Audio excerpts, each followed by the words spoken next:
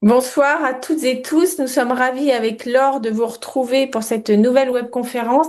C'est vrai que souvent on parle de l'efficacité des traitements, des parcours de soins et moins de la prise en charge des effets secondaires.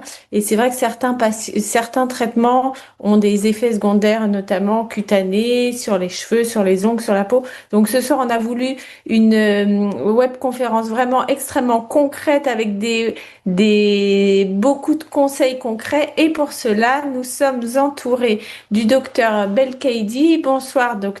Donc vous êtes oncodermatologue au centre Léon Bérard à Lyon. Merci d'être avec nous. Nous sommes également avec Madame Chabanol. Bonsoir Madame Chabanol. Vous êtes podologue pédicure à l'Institut Curie à Paris. Merci beaucoup d'être avec nous.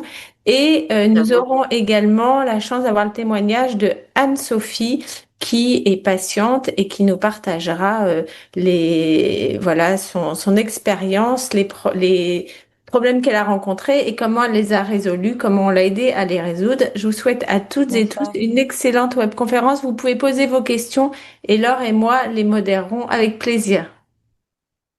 Alors, deux petits mots d'accueil pour vous tous qui êtes utilisateurs de mon réseau cancer et puis tous tous nos auditeurs, patients, proches qui nous écoutent ce soir. En fait, ce qui nous a frappé dans notre association, c'est de voir que sur nos différents réseaux, en fonction des traitements, chimio, immunothérapie ciblée, il y avait quand même énormément d'impact très concret au quotidien sur la peau, les ongles, les pieds, et donc que ça impacte véritablement le quotidien. Et on est aussi très sensible au fait qu'on a beaucoup de personnes qui sont en traitement, j'allais dire, chronique avec des maladies métastatiques, donc des traitements qu'on a toute la vie, qui peuvent changer de style, mais enfin en tout cas on est toujours sous traitement, et que donc un certain nombre de ces effets ils s'inscrivent aussi dans une certaine durée, et que ça pose aussi des questions pour pouvoir tenir et maintenir le traitement, donc de bien prendre en charge ces effets indésirables cutanés. Donc, pour illustrer en fait aussi cette réalité, je vais passer la parole donc à Anne-Sophie, qui va nous partager son parcours et en fait elle comment elle a vécu cet impact sur sa peau et voilà comment elle a ressenti les choses et comment elle a trouvé des solutions. Donc bonsoir à tous. Bonsoir Laure, merci. Bonsoir à tous. Je suis ravie de participer à cette webconférence. Je suis donc Anne-Sophie, patiente d'un cancer du sein triple négatif, diagnostiqué en 2023. J'ai fini les traitements il y a presque 2 ans maintenant et j'ai eu en néoadjuvant de la chimiothérapie, de l'immunothérapie et ensuite la chirurgie et la radiothérapie en adjuvant et aussi de l'immunothérapie en adjuvant.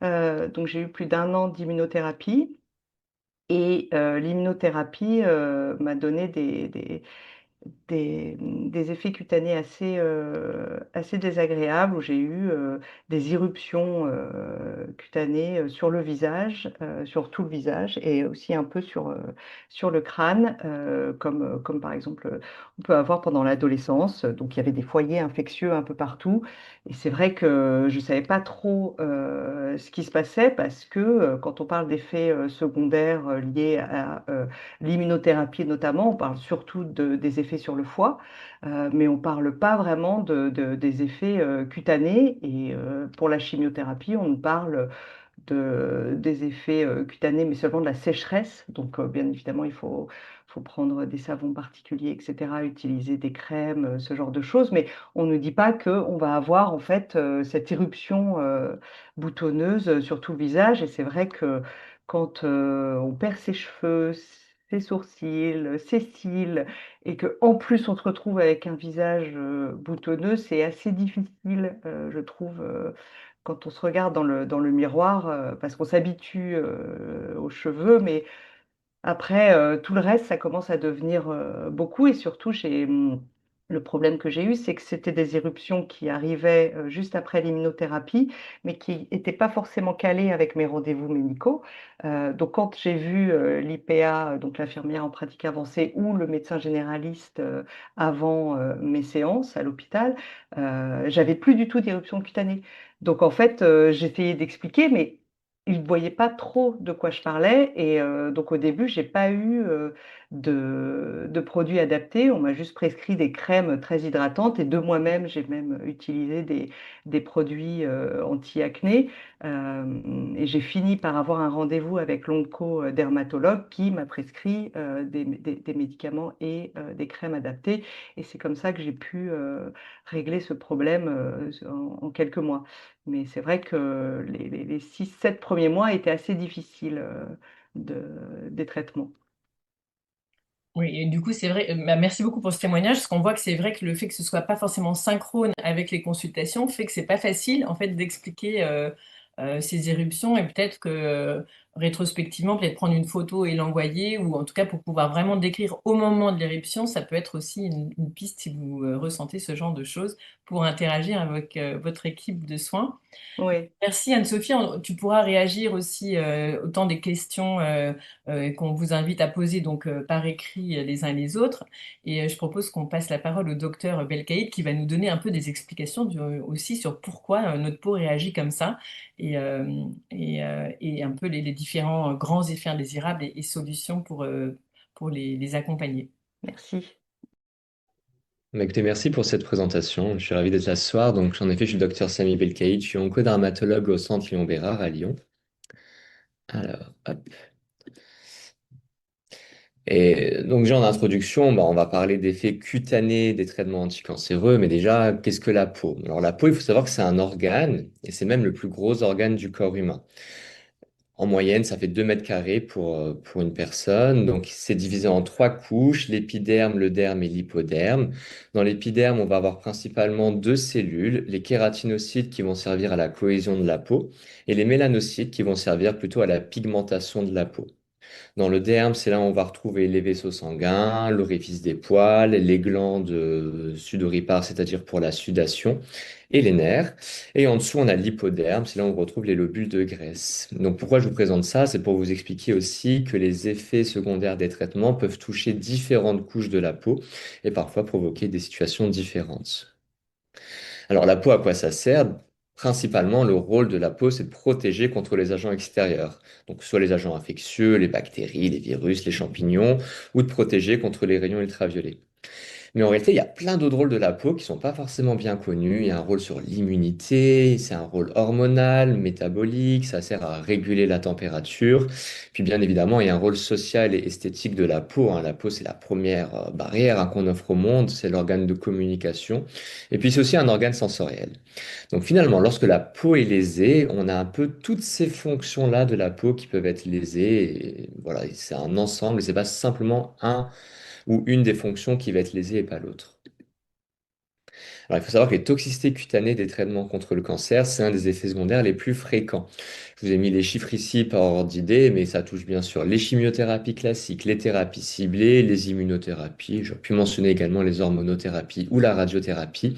Bref, tous les traitements utilisés contre le cancer peuvent également être responsables d'effets cutanés. Et pourquoi c'est important d'en parler? Ce que disait Anne-Sophie, c'est qu'il y a quand même une gêne fonctionnelle qui est réelle avec ces toxicités cutanées.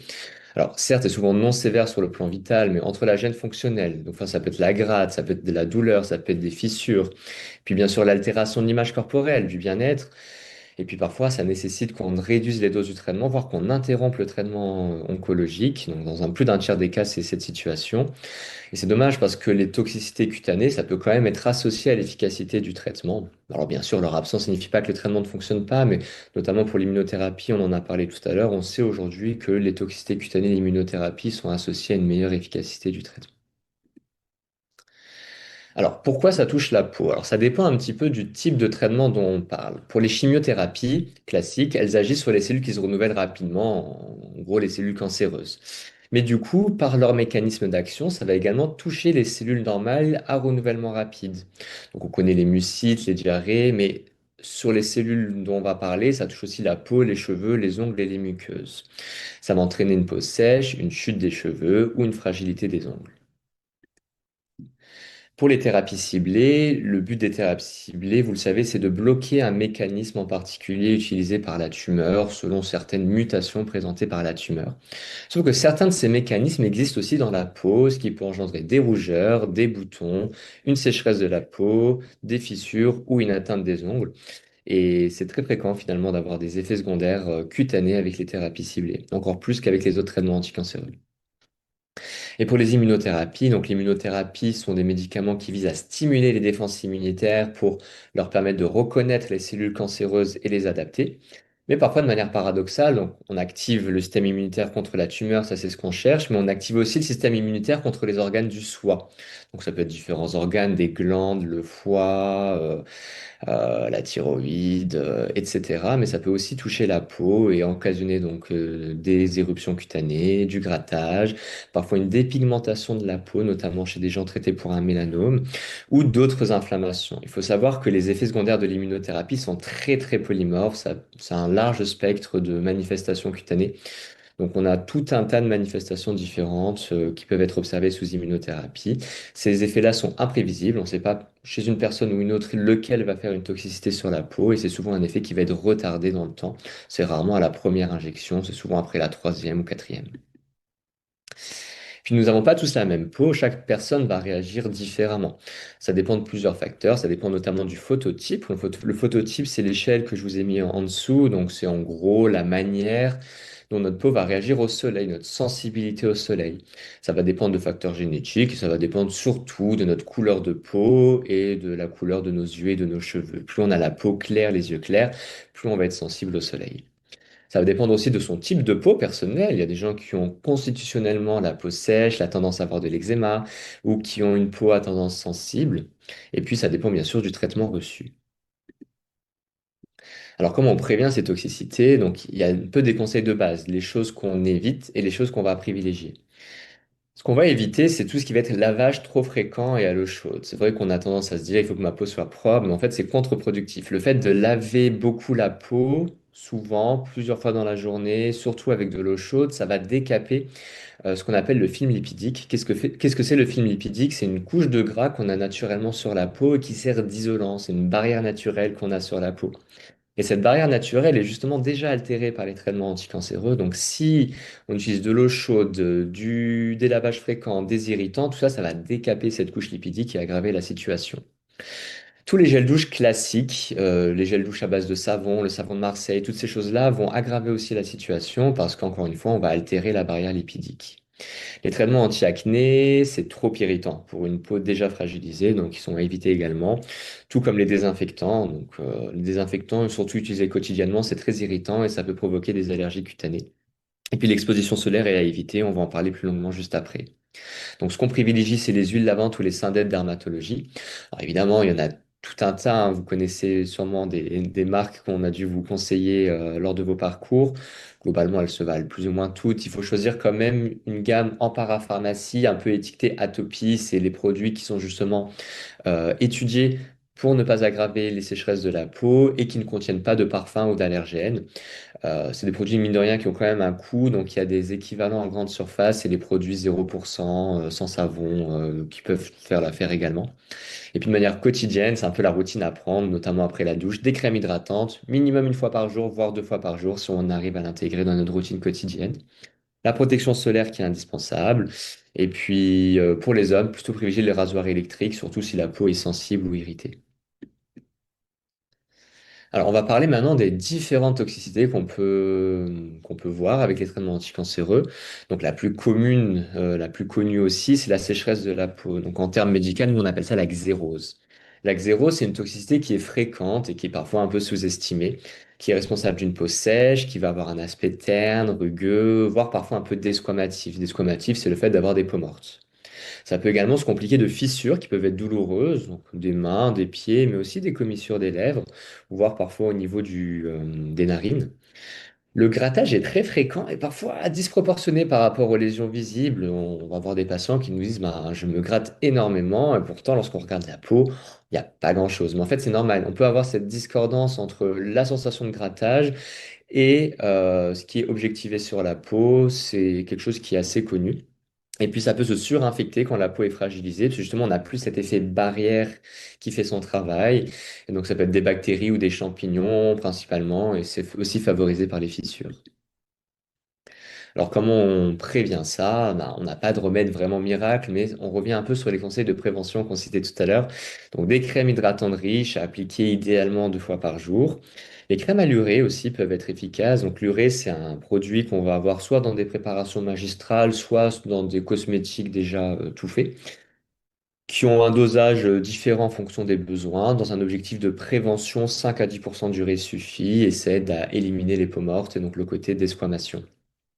Hygiène douce qu'on a discuté, syndette ou huile de lavande, douche tiède pas trop longue, séchage par tamponnement, la protection solaire, et puis tout ce qu'on va éviter, c'est ce qui va altérer la barrière lipidique. Donc encore une fois, les savons détergents, savon de Marseille, l'eau chaude, les saunas, les produits anti-acné, les gommages, lavage agressif et tout ce qui va être produit alcoolisé.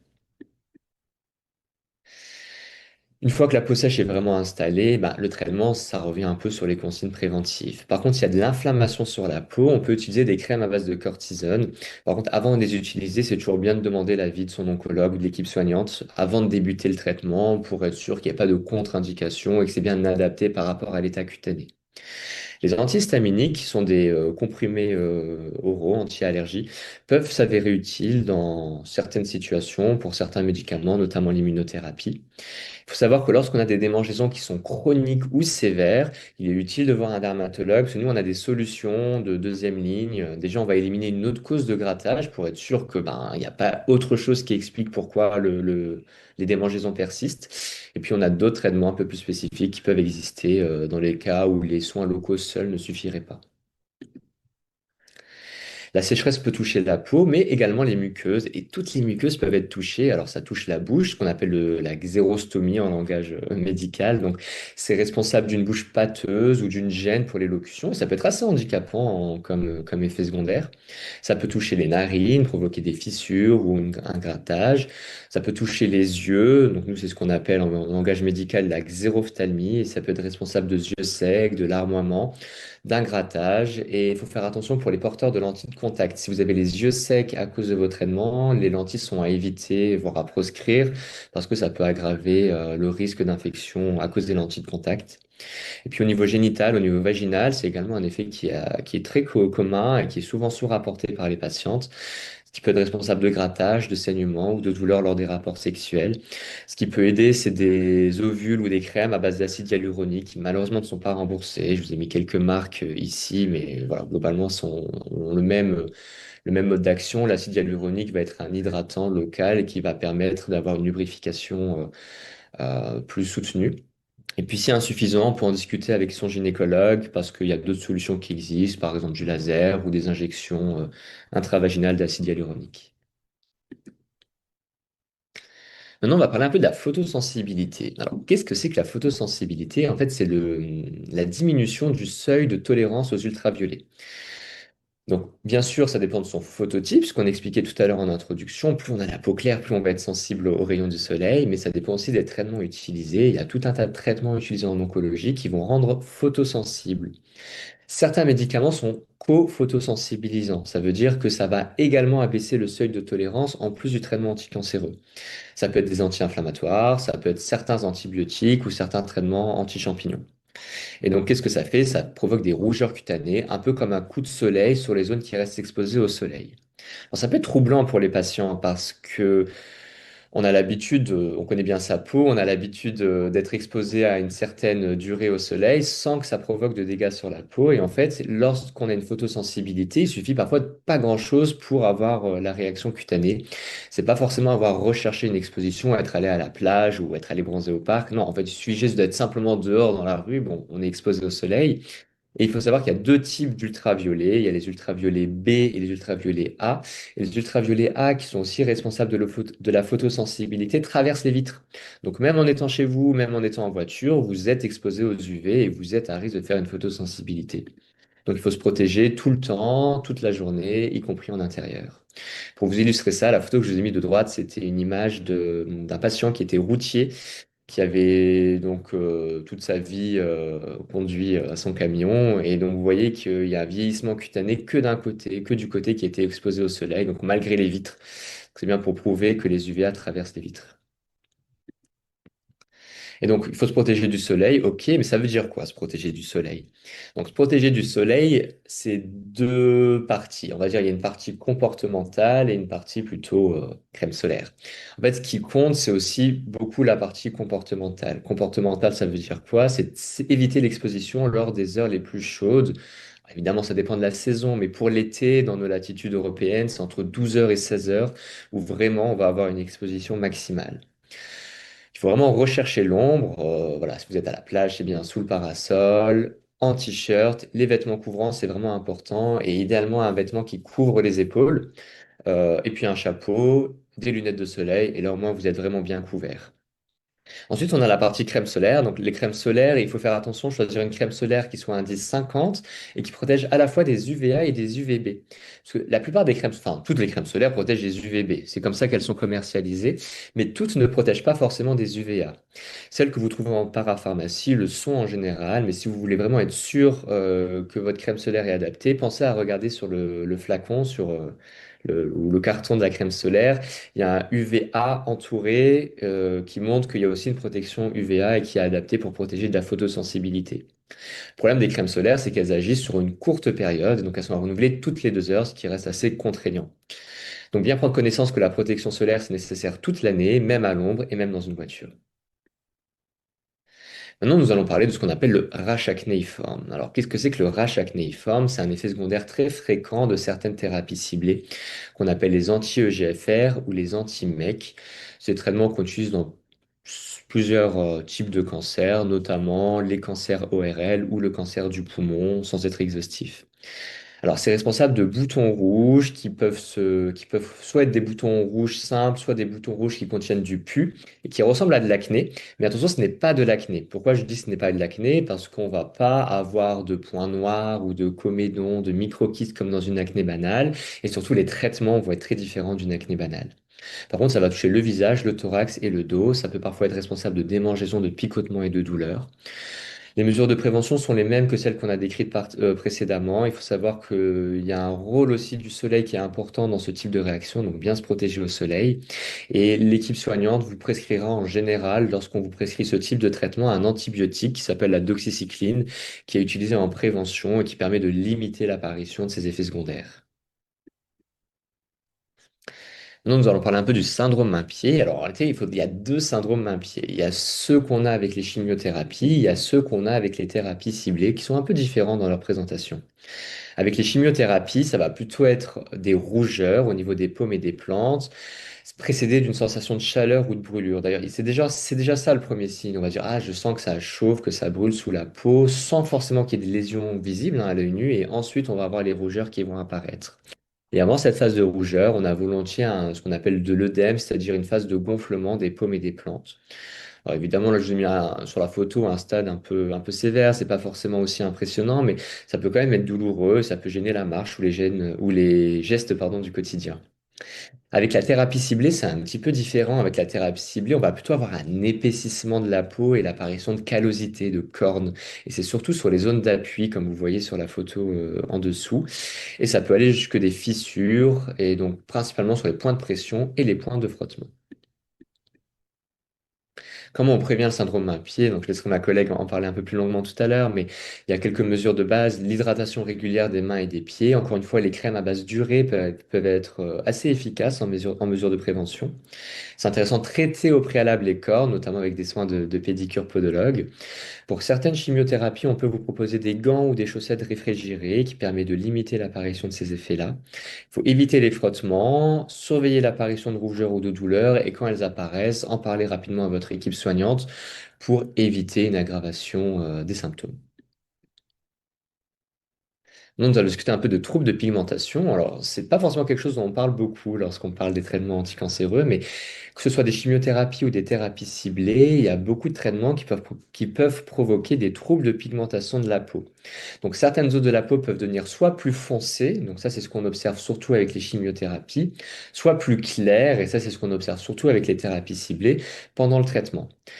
D'ailleurs, ça peut être la peau, mais ça peut aussi être les cheveux ou les poils ou les cils, les sourcils.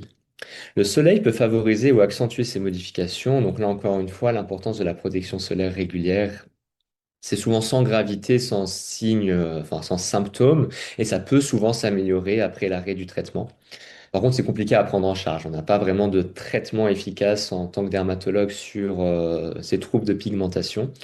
Donc, on propose volontiers du maquillage correcteur ou des soins de socio-esthétique s'il y a une hygiène importante par rapport à ça. Les traitements anticancéreux peuvent également modifier les poils et les cheveux. Donc, certaines chimiothérapies entraînent une chute des cheveux, ce qu'on appelle l'alopécie. Euh, Très, très généralement, l'alopécie, elle est réversible. C'est-à-dire qu'une fois qu'on arrête la chimiothérapie, les cheveux vont repousser. Ils repoussent pas forcément avec la même nature et avec la même texture, parfois avec la même couleur que les cheveux qu'on avait avant le traitement, mais ça finit par repousser. Le casque réfrigérant peut être intéressant avec certaines chimiothérapies, justement pour limiter la perte de cheveux et pour favoriser la repousse secondaire. Donc ça, c'est pour les chimiothérapies. Pour les thérapies ciblées, ça peut provoquer une augmentation des poils de manière assez paradoxale. Donc là, je vous ai mis une photo de ce qu'on appelle une hypertrichose, c'est-à-dire une augmentation du nombre de poils ici au niveau des joues. Ça peut toucher les cils, ça peut toucher le sourcil, ça peut toucher le visage et ça peut parfois être assez déroutant et gênant, bien sûr, pour les patients et les patientes. Alors, il existe des solutions, des foulards, des perruques, des soins capillaires adaptés. Et puis, le maquillage correcteur peut également aider à atténuer l'impact de certaines de ces modifications qui, encore une fois, sont souvent réversibles à l'arrêt du traitement. Et puis, les ongles, c'est quand même un effet secondaire assez fréquent des traitements. Euh, les chimiothérapies vont beaucoup fragiliser les ongles, surtout une certaine chimiothérapie, les taxanes, le Taxol, par exemple, qu'on utilise entre autres dans le cancer du sein. Les ongles peuvent devenir cassants, se décolorer ou se décoller partiellement. Donc encore une fois, on a certaines mesures de prévention, des vernis protecteurs qui peuvent être utiles, les gants et chaussettes réfrigérées qui peuvent protéger les ongles également. Et puis sur les thérapies ciblées, on peut avoir une rougeur tout autour des ongles qui va provoquer un gonflement et une douleur. Et ça, c'est ce qu'on appelle la paronychie. Paronychie, c'est vraiment la rougeur tout autour de l'ongle. Ça peut parfois s'accompagner de petites excroissances rouges, et c'est la photo que je vous ai mis ici. Vous voyez cette petite boule rouge qu'on a près de l'ongle. Ça, on appelle ça le granulome pyogénique ou le botryomycome. Ça peut saigner, ça peut faire mal, et c'est souvent un effet aussi des thérapies ciblées. Il existe des traitements pour ce genre de manifestation. C'est principalement des produits locaux, des crèmes à base de cortisone et qui peuvent avoir un vrai impact à la fois sur l'aspect visuel, mais aussi sur la qualité de vie, sur le confort et qui permettent de poursuivre le traitement dans de bonnes conditions. Ici, je vous ai mis une deuxième photo, donc là plutôt d'une paronychie pour vous illustrer l'aspect rouge qu'on a ici tout autour des ongles atteints. Alors en prévention, de manière préventive, on corrige la courbure des ongles. Donc encore une fois, volontiers, on oriente vers un pédicure podologue.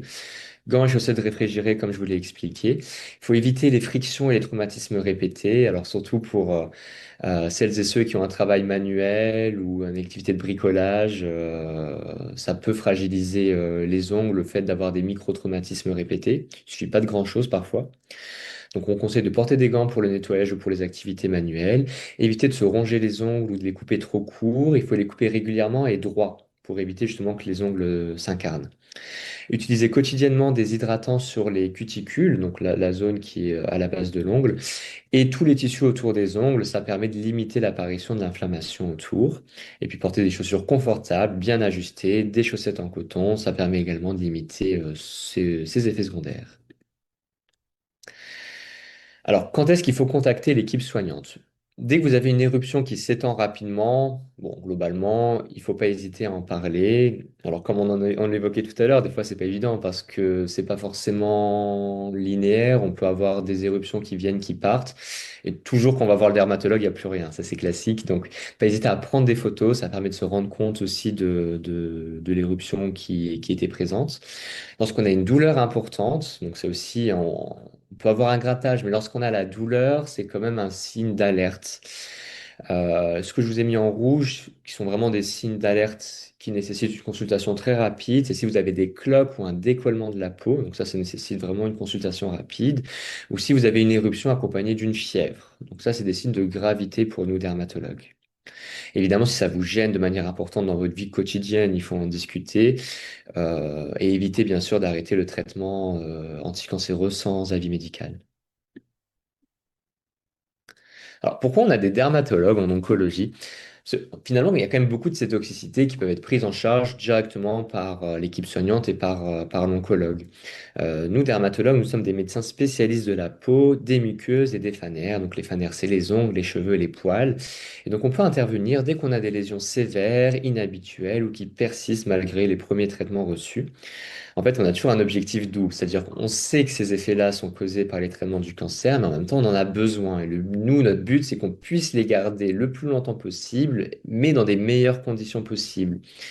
Et donc, c'est contrôler les effets secondaires tout en permettant la poursuite du traitement. Et là, ça permet d'avoir à la fois côté oncologue et côté dermatologue des réponses satisfaisantes. Alors, j'imagine que selon les centres, c'est pas forcément les mêmes accès pour les dermatologues. Vous n'êtes pas sans savoir que nous sommes très peu et compliqué d'accès en ville avec des délais. Enfin bref, c'est compliqué de voir un dermatologue, je vous apprends rien. Les oncologues ont accès aux dermatologues de manière facilitée pour leurs patients. Nous, dans notre centre, en centre Léon Bérard, en fait, on a les oncologues, les IPA, les IDEC ont la possibilité de faire des demandes d'avis directement sur les dossiers des patients en faisant des photos, et ce qui nous permet de répondre directement aux avis. Dans un certain nombre de situations, on arrive à répondre sur photographie clinique ou par un coup de fil au patient, on leur envoie une ordonnance et parfois on réévalue. Et bien sûr, lorsqu'il y a besoin d'une consultation en présentiel, je convoque les patients, je les vois en consultation physique et ça permet de refaire le point en consultation. Euh, voilà, dans la plupart des centres, il y a une possibilité d'accès vers des dermatologues. Alors évidemment, tous les patients ne voient pas un dermatologue au moment de l'introduction de leur traitement parce que tout simplement on n'est pas assez nombreux. Mais pas hésiter à en parler si vous avez quelque chose qui traîne, qui persiste ou qui commence vraiment à altérer votre qualité de vie. Et pour conclure, pile à temps, les effets secondaires cutanés des traitements du cancer sont quand même fréquents, le plus souvent non graves, mais mine de rien, qui altèrent la qualité de vie, qui altèrent l'estime de soi et son image corporelle. Les mesures les plus importantes, on reste autour de l'hydratation de la peau et de la protection solaire. Pas hésiter à signaler rapidement tout symptôme nouveau ou persistant. L'équipe d'oncologie, c'est votre premier interlocuteur, mais on est capable, nous, en tant que dermatologue, d'intervenir en seconde ligne lorsque les symptômes, pardon, sont plus complexes et on a tout un tas de traitements de seconde ligne qu'on peut utiliser. Je ne suis pas trop rentré dans les détails, mais maintenant, on a ce qu'on appelle des biothérapies qui peuvent être efficaces dans tout un tas d'effets secondaires potentiels. Et puis, n'a jamais arrêté seul le traitement anticancéreux, parce que souvent, on a une solution pour pouvoir le maintenir le plus longtemps possible. Et je vous remercie. Merci beaucoup pour la clarté de vos propos. Vraiment, merci. Bon, vous avez fait des slides hyper pédagogiques. On a eu pas mal de questions et notamment des questions qui chevauchent également avec les fanères. Donc, on va en garder quelques-unes pour Madame Chabanol si elle n'y répond pas. En tout cas, on avait notamment une question qui était est-ce que les oncodermatologues sont présents dans tous les centres? Parce qu'il y a des patients et des patientes qui en avaient pas entendu parler. Et sinon, est-ce qu'il y a un endroit où on peut consulter, voilà. Alors, pas dans tous les centres, malheureusement. Dans beaucoup, alors ça dépend. Alors, moi, je travaille dans un centre de lutte, donc c'est sûr qu'on est dans un gros centre. Après, pour les plus petits centres, il n'y a pas forcément un dermatologue sur place. On a quand même la possibilité dans les centres qui n'ont pas accès à un dermatologue sur place, via la téléexpertise, de faire des avis à des dermatologues extérieurs. Donc, la téléexpertise, qu'est-ce que c'est? C'est le fait qu'un médecin sollicite un autre médecin pour demander un avis médical. Donc, encore une fois, ça passe par des photos. Ça permet au médecin enfin au dermatologue qui répond à l'avis de proposer une prise en charge pour le patient et de débloquer une consultation le cas échéant. Donc voilà, il n'y a pas forcément un dermatologue présent sur tous les sites. Je sais qu'il n'y a pas forcément un dermatologue dans tous les CLCC. Il y en a en général dans les plus grands CLCC, il y en a dans tous les CHU. Mais voilà, dans des plus petites structures, il y a toujours l'accès à la téléexpertise, soit vers nous, pas pour se faire de la pub, mais on a une activité de téléexpertise au centre Léon Bérard pour les patients qui seraient de la région lyonnaise. Mais je sais que beaucoup de collègues des autres centres ont aussi des collègues qui répondent en téléexpertise et qui ont la possibilité de voir les patients si jamais il n'y a pas de dermatologue sur place.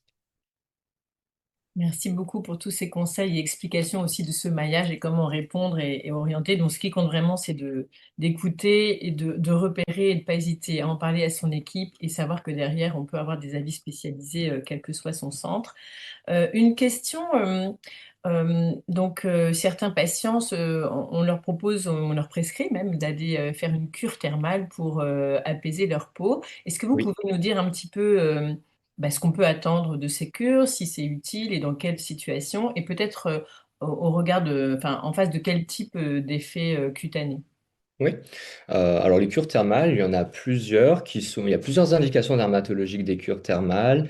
Donc hors contexte oncologique, il y a l'eczéma, le psoriasis, d'autres maladies inflammatoires de la peau. Et puis il existe aussi des cures thermales en effet post-cancer. Donc plutôt quand même à la fin d'un traitement oncologique, lorsqu'on a des séquelles d'une chimiothérapie ou d'une thérapie ciblée ou d'une immunothérapie. On le conseille moins en cours de traitement, les cures thermales. Par contre, ça peut avoir un impact positif sur le bien-être, sur la quantité de crème anti-inflammatoire utilisée. La plupart de ces cures thermales ont aussi des ateliers d'éducation thérapeutique, donc avec des petits groupes où les patients se réunissent avec des professionnels.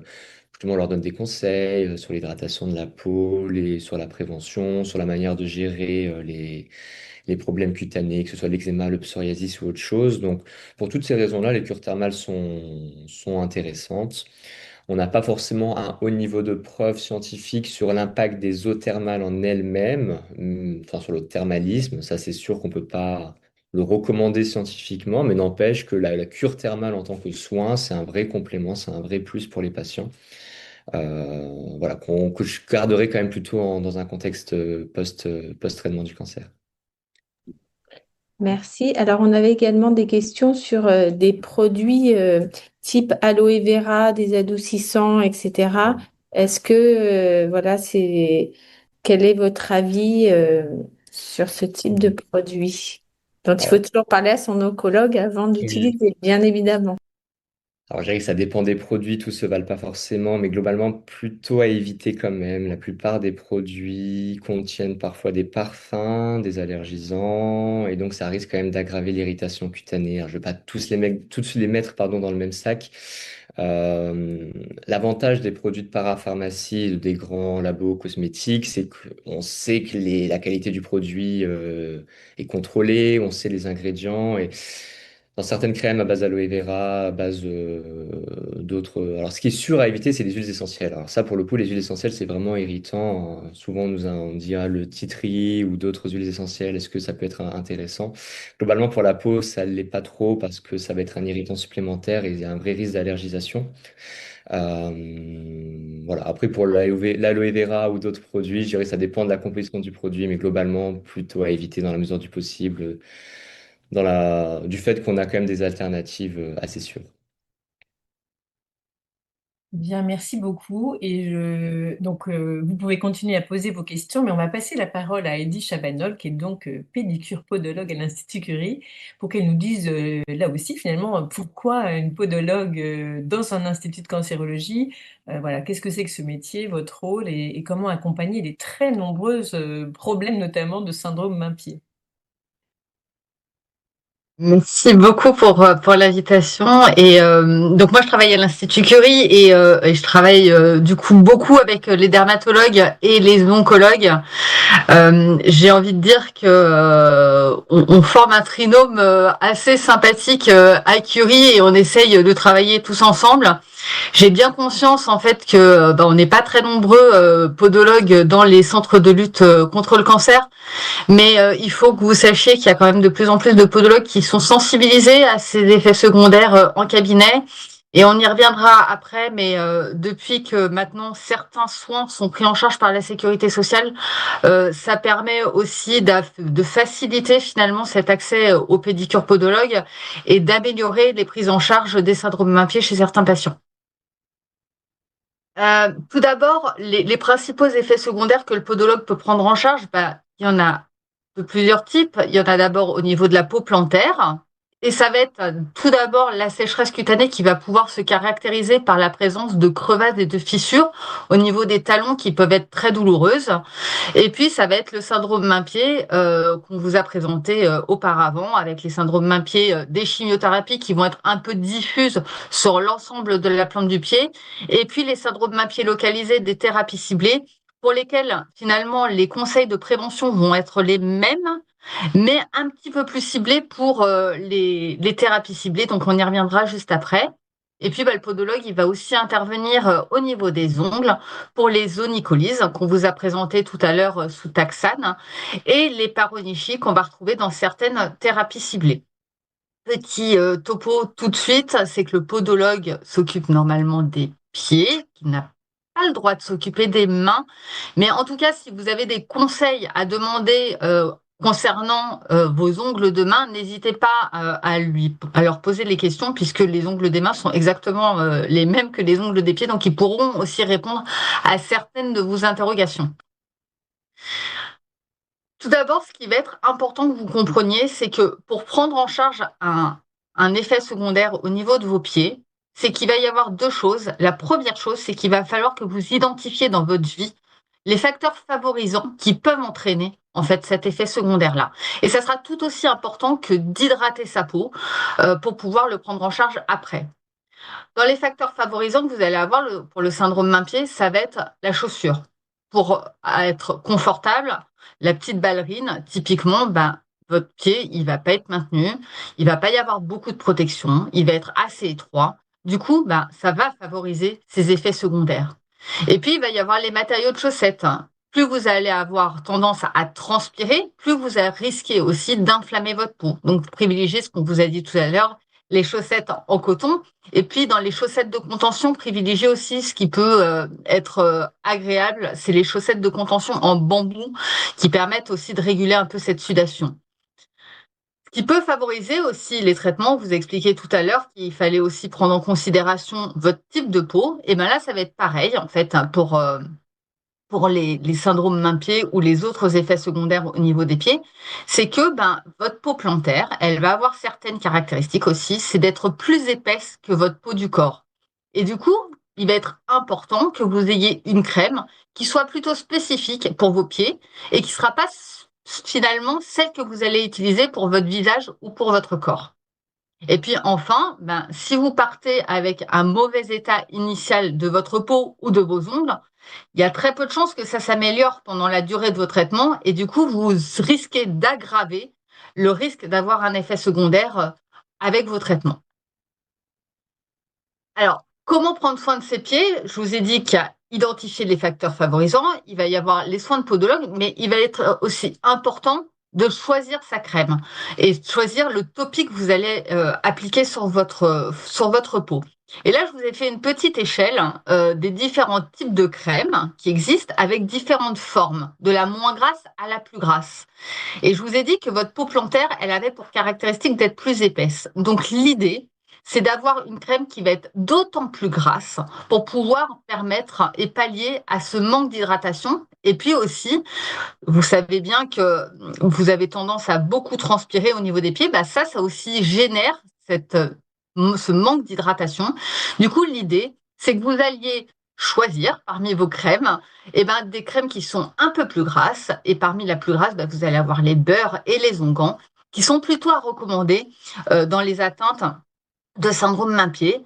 Je vous ai rajouté en cas de crevasse, n'oubliez pas les sticks qui peuvent aussi permettre d'améliorer la situation. Donc, vous hydratez votre peau et en plus, une fois que vous avez bien hydraté sur les crevasses, vous pouvez utiliser des sticks.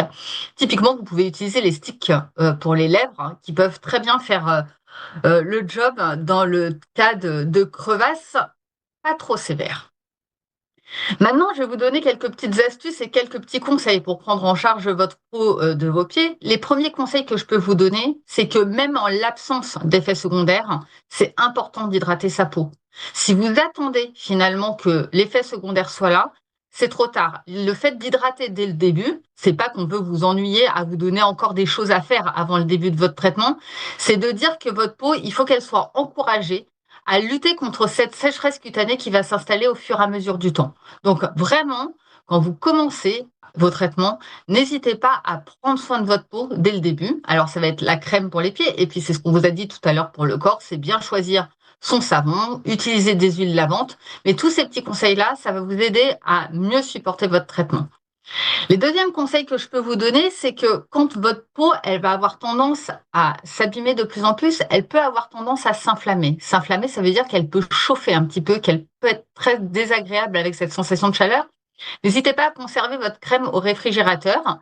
Ça permettra aussi ce côté un peu apaisant avec le froid, de ce côté inflammatoire.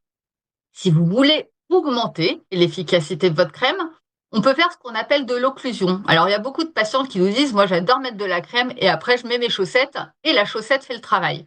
Si vous faites ça, retenez que c'est la chaussette que vous hydratez. Votre chaussette n'a pas besoin d'être hydratée, c'est votre peau qui a besoin. Et pour pouvoir faire ça, utilisez du film étirable alimentaire autour de vos pieds. Pas la peine de le laisser toute la nuit entière parce que là, pour le coup, vous allez augmenter ce qu'on appelle la macération et là, votre peau va devenir de mauvaise qualité. Donc, quand on fait une occlusion, alors pour les mains, petit tips, vous utilisez des gants jetables et vous laissez poser 10 minutes. Pour les pieds, vous entourez vos pieds de film étirable 10, 15 minutes, 30 minutes maximum et vous verrez que votre peau, elle sera d'autant mieux hydratée. Le troisième conseil que je peux vous donner, c'est que finalement, quand vous êtes en consultation, les temps de consultation avec votre oncologue, elles sont généralement pas très longues et que vous avez tendance, et que c'est normal, la consultation soit dédiée à, à la gestion de la maladie, à certains effets secondaires, mais on en oublie un petit peu les pieds. Et finalement, ce qui est important, c'est que dans notre tête de soignant, il faut qu'on sache en fait dans quel état sont vos pieds. Si vous attendez trop longtemps et que vous vous dites bon bah là finalement j'ai peut-être quelque chose mais j'ai pas mal, j'ai pas le temps, l'oncologue n'a pas le temps, vous augmentez le risque finalement que la fois d'après vous arriviez avec un effet secondaire grave. Donc moi ce que je vous conseille quand les consultations elles sont un petit peu courtes, c'est que dans votre tête vous vous dites ok j'ai peut-être pas le temps de montrer mes pieds mais je peux dire à mon oncologue, hier j'ai vérifié mes pieds et voilà dans quel état ils étaient. Et vous apportez une photo. Vous faites une photo très simple en fait de la plante de vos pieds, comme vous montrez la paume de vos mains. Et au moins, nous, en regardant la photo, on saura si effectivement c'est grave ou pas grave. Et si on estime que c'est grave, ben, on prendra le temps en fait de vérifier l'état de vos pieds. Mais ne vous dites pas, c'est pas grave, ça ne me gêne pas, je montrerai après. C'est trop tard quand vous nous dites je peux plus marcher. Là, l'efficacité des soins locaux, ils vont être diminués et on sera un peu plus embêté. Et là, c'est ce que je vous disais, n'attendez surtout pas une visite à l'hôpital si vous regardez, vous observez quelque chose de différent sur vos pieds. Ne soyez pas inquiet de vous dire oh là là, je vais embêter la personne, l'infirmière, le médecin, la podologue, le dermatologue. Ça se trouve, c'est pas grave. Il faut mieux qu'on le sache. Et puis, je vous ai mis un spécialité pour les jours à venir. C'est toujours compliqué. On me pose toujours la question de savoir qu'est-ce que j'utilise comme chaussures. Et l'été, on retrouve souvent les patients avec des tongs, avec des sabots, avec des crocs. Et l'idée de cette chaussure-là, c'est pas la chaussure qu'il faut que vous achetiez, mais que vous compreniez pourquoi, en fait, il faut plutôt choisir ce type de chaussure plutôt que des crocs ou des tongs. C'est que quand vous avez ce qu'on appelle une bride, donc le petit morceau de cuir qui est à l'arrière du pied, votre pied, il est maintenu. Ça veut dire que votre pied, il peut être soutenu quand il marche. Si vous avez des tongs, globalement, vous allez glisser. En fait, vous allez avoir un effet, en fait, juste dans ce sens-là. Et là, vous favorisez l'inflammation de votre pied. Donc là, l'idée, c'est que vous ayez un pied qui soit maintenu. Et puis surtout, avec une composante plastique qui soit la moins importante possible, puisque le côté plastique va favoriser aussi l'inflammation, l'échauffement de la peau. Et là, vous risquez d'être embêté. Donc, choisissez bien votre chaussure. Bientôt les soldes. C'est le moment de bien choisir sa chaussure. Maintenant, comment prendre bien soin de ses ongles pendant et après les traitements? Souvent, on vous propose les dispositifs réfrigérés pendant la durée de vos traitements pour diminuer le risque d'effets secondaires. Et puis, on peut vous proposer l'application de vernis ou bien de nourrir vos ongles. Moi, j'ai tendance à choisir le vernis. Il y a des gens qui ne supportent pas de mettre de vernis et ne vous sentez pas obligé, en fait, de devoir mettre du vernis si vous n'avez pas envie de le faire. L'idée du vernis, c'est que ça va vous protéger votre ongle, ça va isoler votre ongle des effets secondaires. Mais en tout état de cause, ces trois événements, ces trois phénomènes, en fait, qu'on vous donne, en fait, du type de soins, ça va limiter les effets secondaires, mais en aucun cas, ça ne les empêchera. Et ne vous culpabilisez pas en vous disant j'ai pas mis de vernis et j'ai plein d'effets secondaires. Même en mettant en fait ce type de protection, vous pouvez avoir un effet secondaire. Et ce qu'il faut que vous reteniez aussi, c'est que les effets secondaires au niveau des ongles, c'est souvent des effets tardifs qui apparaissent à la fin des traitements, voire même une fois les traitements terminés. Ce qui veut dire que il faut continuer à prendre soin de ses ongles malgré l'arrêt des traitements parce que ils auront été fragilisés pendant la durée des traitements et qu'il va falloir les accompagner dans la repousse de l'ongle. Et du coup, l'idée du beurre de karité ou des corps gras, c'est surtout de nourrir l'ongle pour qu'il soit en bon état par la suite. Ces conseils-là, vous pouvez les continuer à les appliquer même pendant l'hormonothérapie puisqu'ils assèchent l'ongle et du coup, il faut continuer à en prendre soin malgré l'arrêt des traitements. Les dispositifs réfrigérés, on les propose souvent avec les taxanes, pas pour tous les traitements anticancéreux. Quelques petites astuces pour les ongles. Les premiers conseils, encore une fois, c'est même en l'absence d'effets secondaires, on hydrate, on nourrit ses ongles. Généralement, quand dans les patientes avec un cancer du sein, on leur dit de commencer dès le début des anthracyclines qui donnent pas forcément en fait d'effets secondaires au niveau des ongles, pour que une fois que les taxanes commencent, les ongles ont déjà en fait été nourris, sont déjà un peu renforcés pour supporter en fait la toxicité des taxanes. Le deuxième petit conseil, c'est que choisissez le meilleur moyen de prévention qui vous correspond le plus. On peut peut-être avoir des hommes qui écoutent ce webinaire ce soir. J'entends parfaitement que quand on est un homme, c'est pas dans nos pratiques courantes de mettre du vernis à ongles. Si vous décidez en fait de pas choisir ce moyen de prévention, encore une fois, ne vous culpabilisez pas. Le fait de nourrir déjà les ongles et d'éviter les facteurs aggravants, déjà vous éliminez un risque potentiel d'avoir un effet secondaire. La deuxième chose, c'est ce que je vous disais, poursuivez les soins même après l'arrêt des traitements et surtout, vérifiez régulièrement l'état inguéal. Moi, je vous conseille une chose, c'est que quand vous allez à l'hôpital, si vous voulez avoir du vernis à ongles le jour de votre chimiothérapie, pas de problème. Mais la veille, enlevez votre vernis à ongles. Pareil, faites une photo de vos ongles et dans ces cas-là, montrez-les le jour de la consultation. Comme ça, encore une fois, on sait ce qui se passe sous le vernis à ongles, on sait le jour J où vous venez ce qui se passe et nous, on estime si oui ou non, on a besoin de faire quelque chose pour pouvoir vous aider.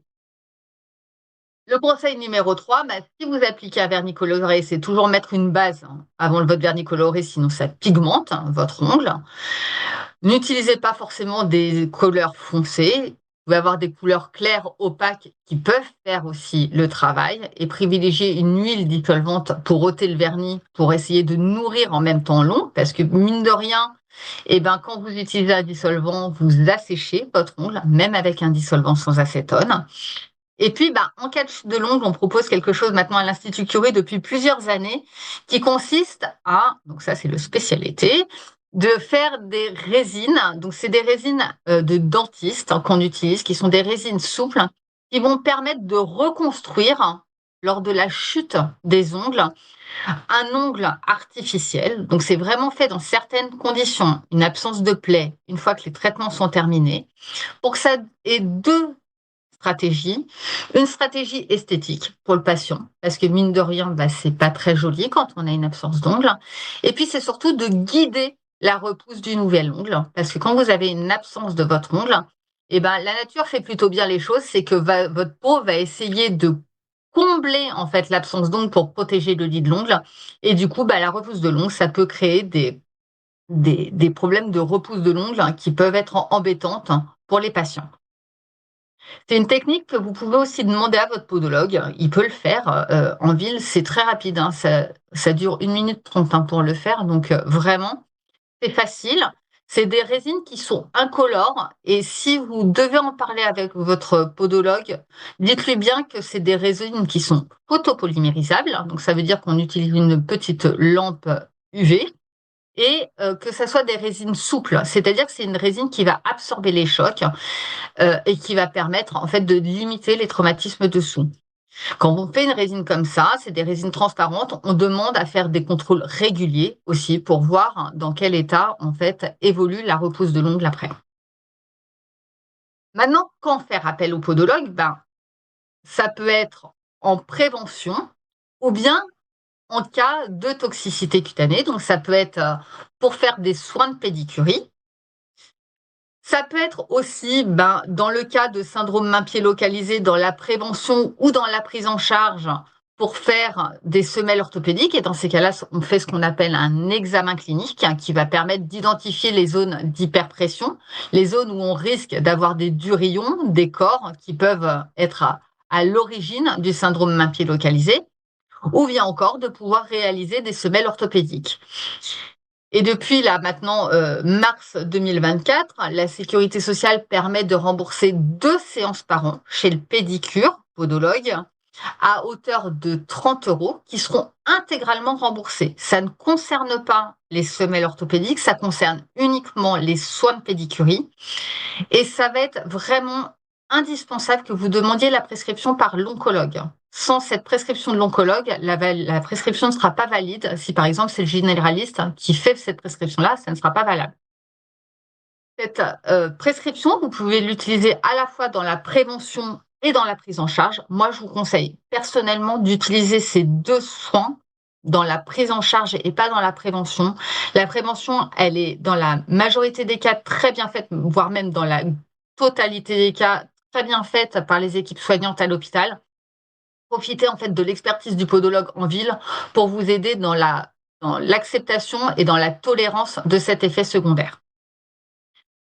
Et pour vous présenter, là maintenant, depuis maintenant quelques années, il y a le centre de la peau à Curie où moi j'interviens pour faire des soins de podologie, mais dans le cas de prise en charge de toxicité un petit peu problématique en lien avec les dermatologues et les oncologues. Et depuis peu, j'ai la chance d'être rejoint par Sarah Djemai qui fait de la thermographie réparatrice chez les patientes ayant subi une mastectomie. Et n'oubliez pas de prendre soin de vos pieds pendant vos traitements. Merci beaucoup, Madame Chabanol. Vous avez répondu à quasiment toutes les questions. On est en train d'échanger avec Laure en se disant, finalement, on a presque plus de questions à poser. Du coup, je vais poser une question à Laure. Laure, est-ce que tu veux nous parler du programme Boussole que vous proposez sur vos communautés et vos réseaux? Avec grand plaisir, et pour ça, je vais vous partager mon écran. En fait, donc sur nos réseaux, on voit bien passer toutes ces questions, tous ces effets indésirables. Donc, avec le replay, avec un certain nombre de documents, on va faire circuler ces informations, notamment l'information sur les consultations de podologues. Ça circule facilement sur le réseau pour justement informer les personnes à qu'elles prennent rendez-vous en ville. Et en fait, on a donc, attendez que j'essaye de voir comment ça marche. Voilà, tac. Vous allez me dire si vous voyez. Donc en fait, on est sur mon réseau cancer du sein, mais c'est la même organisation sur nos différents réseaux, donc poumons, gynéco et colorectal. On va pouvoir, dans ce menu, retrouver différents dossiers d'information, actualités, événements, etc. Et depuis un peu plus d'un an maintenant, on a donc ouvert un programme qu'on appelle Boussole. En fait, c'est différentes rencontres en ligne, ateliers en petits groupes pour répondre à un certain nombre de questions. Et donc, quand on clique dessus, là, on peut voir qu'on va pouvoir trouver un onglet mieux comprendre. Donc là, c'est plutôt les webconférences, mieux comprendre les essais cliniques, etc. Soutien et accompagnement, c'est plutôt donc les rencontres en ligne qu'on fait avec les équipes d'animation de nos différents réseaux, aussi orientés vers d'autres ressources comme tout ce qui va être troubles neurocognitifs ou ou besoin d'accompagnement juridique. Et dans cet onglet mieux-être, là, on va retrouver un certain nombre de propositions qui s'adressent plutôt à se sentir mieux, donc au niveau du corps, de l'esprit, avec différents petits rendez-vous. Et donc, depuis peu de temps, on a décidé de lancer tout un programme justement pour mieux prendre soin du corps fragilisé. Et donc, quand on clique sur cette proposition-là, on a en fait un certain nombre d'ateliers qu'on propose sur 4 thématiques, donc sur la peau sèche qui démange, sur les boutons, sur prendre soin de ses mains, pieds et ongles, et aussi prendre soin de sa bouche parce que on a aussi finalement aussi beaucoup d'atteintes et beaucoup de questions sur voilà, comment se brosser les dents, comment on fait avec les aphtes, les changements de salive, etc. Et donc, on est soutenu d'ailleurs pour proposer ces ateliers par le programme Act for Skin du laboratoire Pierre Fabre. Euh, et donc voilà, ça se présente comme ça. Quand on a les nouveaux ateliers, les nouvelles dates, on peut les trouver, on peut cliquer et s'y inscrire. Et l'idée, c'est qu'en fait, sur ces réseaux, bah, tout le monde est connecté. Et c'est vrai qu'on a dit, il n'y a pas forcément toujours accès à vous en tant que spécialiste, podologue ou oncodermatologue. Et donc, ça permet d'avoir aussi un premier niveau d'échange, reprendre en fait ces informations, répondre aux questions un peu plus personnelles, parce que là, aujourd'hui, évidemment, on a plein de gens qui ont envie qu'on réponde à leurs questions à eux. C'est pas possible sur une webconférence, sur un petit atelier, c'est possible. Voilà, donc du coup, je ne sais pas si j'ai arrêté de partager, mais c'est ce qu'il faudrait que je fasse. Et voilà, on est content de. C'est vraiment, comme vous l'avez souligné, docteur Belkaïd, les effets cutanés sont extrêmement fréquents finalement avec tous ces traitements. Et dans le fond, on n'a pas tant que ça d'accès aux réponses. Et on a vu qu'une bonne information, ça veut dire prévenir beaucoup de ces effets indésirables dans des niveaux de grade importants. Et je pense que voilà, c'est vraiment, ça atteint la qualité de vie. Anne-Sophie le disait au tout début, c'est vrai que quand on a déjà perdu ses cheveux et qu'en plus on a plein de boutons, c'est vraiment difficile. Donc si on peut limiter, être informé et savoir quand et vers qui s'orienter, c'est majeur. Donc on vous remercie énormément pour ces informations que vous nous avez apportées, les très belles slides que vous avez préparées aussi, qui vont faire de cette conférence un très beau replay. Si je peux juste dire quelque chose pour toutes les personnes qui écoutent, ne pas perdre espoir, parce que comme vous pouvez le voir, ma peau est redevenue normale. Donc, avec le bon traitement, l'oncodermatologue, la podologue, etc., ils aident à retrouver une peau euh, un peu plus saine. Et donc, ne pas perdre espoir. Merci Anne-Sophie pour ce message d'espoir et positif en fin de conférence. Il y a eu pas mal de questions également sur les cheveux, les poils, etc. Donc on a décidé avec Laure de consacrer une conférence spécifique à ce sujet et donc on vous proposera la date prochainement. En tout cas, merci beaucoup docteur Belkaïdi. Bon, merci beaucoup Madame Chabanol et bien sûr Anne-Sophie pour votre témoignage.